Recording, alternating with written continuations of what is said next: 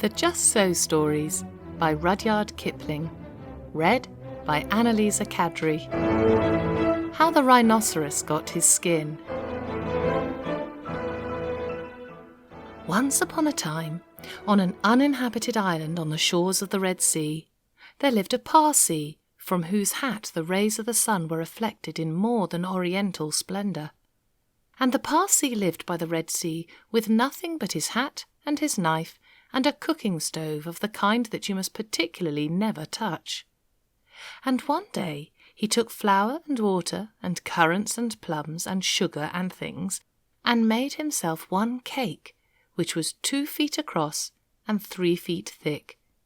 It was indeed a superior comestible. That's magic.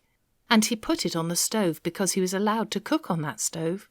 And he baked it till it was all done brown and smelt most sentimental. But just as he was going to eat it, there came down to the beach from the altogether uninhabited interior one rhinoceros, with a horn on his nose, 2 piggy eyes, and few manners. In those days the rhinoceros's skin fitted him quite tight. There were no wrinkles in it anywhere. He looked exactly like a Noah's Ark rhinoceros, but of course much bigger. All the same, he had no manners then, and he has no manners now, and he never will have any manners. He said, "How?" And the Parsee left that cake and climbed to the top of a palm tree with nothing on but his hat, from which the rays of the sun were always reflected in more than oriental splendour. And the rhinoceros upset the oil stove with his nose, and the cake rolled on the sand, and he spiked that cake on the horn of his nose, and he ate it, and he went away, waving his tail to the desolate and exclusively uninhabited interior, which abuts on the islands of Mazandaran, Socotra, and the promontories of the larger equinox. Then the Parsee came down from his palm tree and put the stove on its legs, and recited the following sloka, which, as you have not heard, I will now proceed to relate. Them that takes cakes, which the Parsee man bakes, makes dreadful mistakes.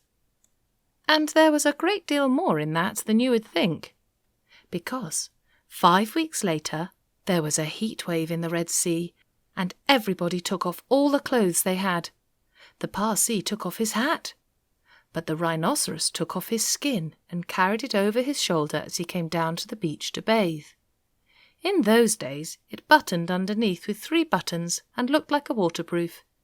He said nothing whatever about the Parsee's cake, because he had eaten it all, and he never had any manners then, since, or henceforward.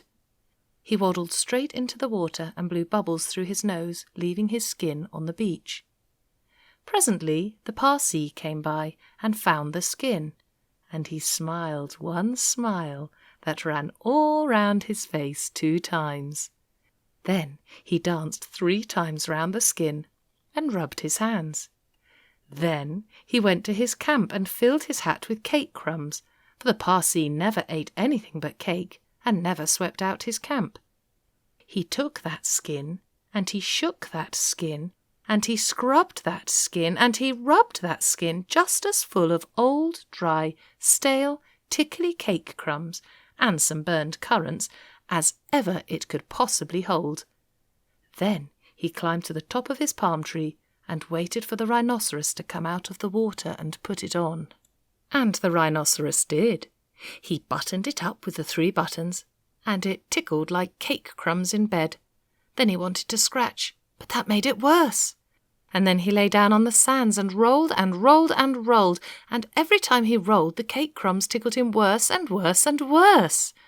Then he ran to the palm tree and rubbed and rubbed and rubbed himself against it. He rubbed so much and so hard that he rubbed his skin into a great fold over his shoulders, and another fold underneath where the buttons used to be, but he rubbed the buttons off. And he rubbed some more folds over his legs, and it spoiled his temper, but it didn't make the least difference to the cake crumbs.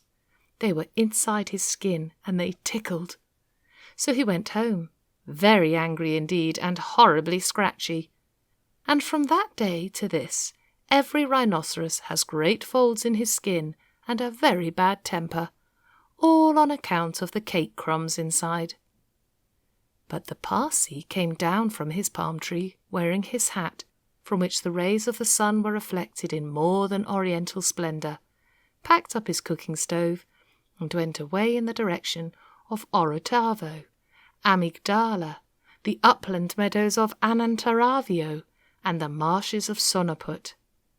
This uninhabited island is off Cape Gardafui, by the beaches of Socotra and the pink Arabian Sea, but it's hot, too hot from Suez for the likes of you and me, ever to go in a P and O and call on the cake Parsee.